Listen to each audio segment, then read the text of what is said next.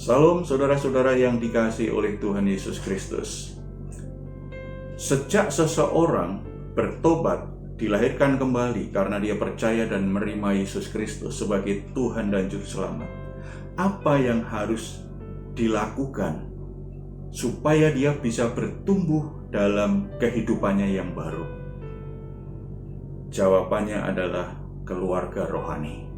Mari kita membaca satu bagian dari kehidupan jemaat mula-mula. Kisah Para Rasul pasal 2 ayat 41 dan 42. Orang-orang yang menerima perkataannya itu memberi diri dibaptis, dan pada hari itu jumlah mereka bertambah kira-kira 3.000 jiwa. Mereka bertekun dalam pengajaran rasul-rasul dan dalam persekutuan. Dan mereka selalu berkumpul untuk memecahkan roti dan berdoa. Saudara-saudara, ketika Rasul Petrus berkhotbah memberitakan Injil, orang-orang di Yerusalem yang mendengar itu menjadi terharu, tersentuh hatinya. Kemudian ada 3.000 orang yang akhirnya percaya berita Injil, menerima Yesus Kristus sebagai Tuhan dan Juru Selamatnya. Setelah mereka menerima Yesus Kristus, percaya kepada Yesus Kristus, apa yang mereka lakukan? Ayat 42 tadi dikatakan, mereka bertekun dalam pengajaran rasul-rasul dan dalam persekutuan. Bicara pengajaran rasul-rasul berarti ketika mereka percaya Yesus dilahirkan kembali, maka mereka punya kehausan akan kebenaran firman Tuhan. Mereka seperti anak-anak yang selalu haus akan air susu yang murni, yaitu firman Tuhan. Mereka adalah orang-orang yang mau diajar, mau belajar, mau dipimpin, mau diarahkan oleh pemimpin rohani. Mereka mau bertekun, mereka mau mendengar apa yang diajarkan para rasul. Yang kedua, mereka bertekun dalam persekutuan. Kata persekutuan itu bukan sekedar datang di sebuah tempat, duduk dan memuji Tuhan, ibadah bersama-sama. Tidak, persekutuan itu padanan katanya adalah seperti sebuah keluarga, di mana beberapa orang berkumpul, punya komitmen untuk bertumbuh bersama-sama, komitmen untuk saling mengasihi, komitmen untuk saling mengingatkan satu sama lain, komitmen untuk saling peduli, saling menolong.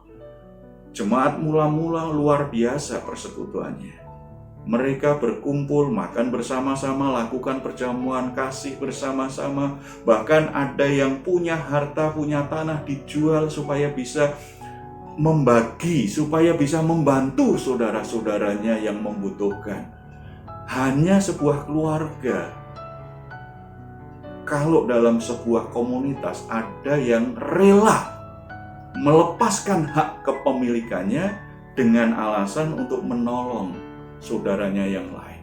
Saudara-saudara, ini tantangan kita sebagai orang Kristen di masa pandemi, di mana kita tidak bisa berkumpul bersama saudara seiman yang lain.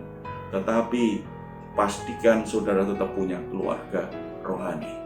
Saudara sebagai orang Kristen harus seperti anak-anak yang mau diajar, anak-anak yang mau dipimpin, anak-anak yang mau diarahkan oleh pemimpin rohani. Pastikan saudara punya keluarga rohani, punya pemimpin rohani yang mengajarkan kebenaran firman Tuhan dengan benar, dengan tepat, dan bangun persekutuan dengan saudara seiman, di mana saudara bisa mempraktikkan kasih Tuhan satu sama lain. Amin. Kita bersatu di dalam doa. Bapa di surga, kami bersyukur, kami bersukacita, karena di dalam Yesus Kristus kami diberi kuasa menjadi anak-anak Allah, dan Tuhan sudah memberikan kami keluarga rohani. Biarlah setiap kami terus bertumbuh dalam keluarga rohani, dalam komitmen kasih dan kebenaran bersama-sama. Ajar kami punya sikap yang benar dalam keluarga rohani. Kami semua boleh menjadi bagian di mana keluarga rohani kami bisa bertumbuh dan memuliakan nama Tuhan. Dalam nama Tuhan Yesus. Amin. Saudara-saudara, kalau diberkati dengan renungan hari ini, Jangan lupa untuk share kepada saudara-saudara yang lain agar mereka juga diberkati seperti saudara.